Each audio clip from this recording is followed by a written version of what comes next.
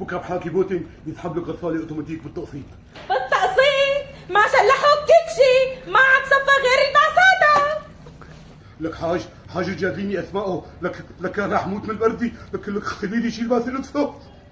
بس بدي افهم ليه سلفي ماهر ما بيشخ تحته؟ لك كذب هذا الحكي، صار له اكثر من كم سنه عم يقول للناس الدنيا كلها بده يلبس بيجامه ولبس البيجامه ويمكن سخ فيها وسبع سنصنه. يوه تضرب منك إله.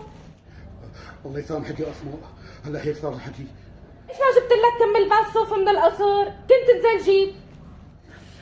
السرينة الله يسامحك يا اسماء، والله اذا بنزل على القصر والله يشقوني شق، ولي السرينة. لا حاحكي مع ابو باسم، راح يبعث لنا الباسات ويبعث لنا بيجامات وكل شيء راح يبعث لنا.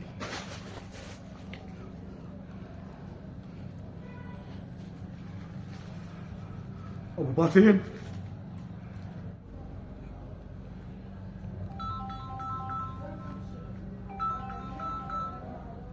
الو،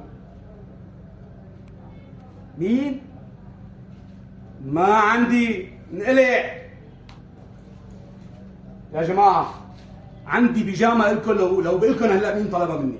عندي بيجامة إلكم ب 65,000، بيجامة رجالي ميديوم لارج اكس لارج، وفي منها اكسين 3 و4، حتكون ب 80,000. عندي بيجامة ب 60,000، بيجامة رجالي ب 60,000. هذا الحكي بكره باذن الله تعالى بميدان جزماتيه. عندي بنطلون بيجامه بس ب 25,000. عندي بنطلون بيجامه ثقيل مع سحابات واشكال واديداس ونايك والقصص هي بس بسعر 35,000. قطعه بتاخذ على هذا الحكي بكره باذن الله تعالى الطقم الداخلي ب 35,000 للخمسه اكس لارج.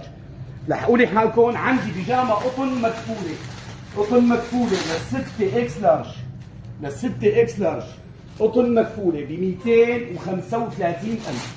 بس لحق لي حالك، الالوان بتجنن، الالوان بتجنن. هي تركي، قطن مكفوله تركي. محلات ابو باسم، ميدان جزماتيه مقابل مطعم المحبه. والسلام عليكم.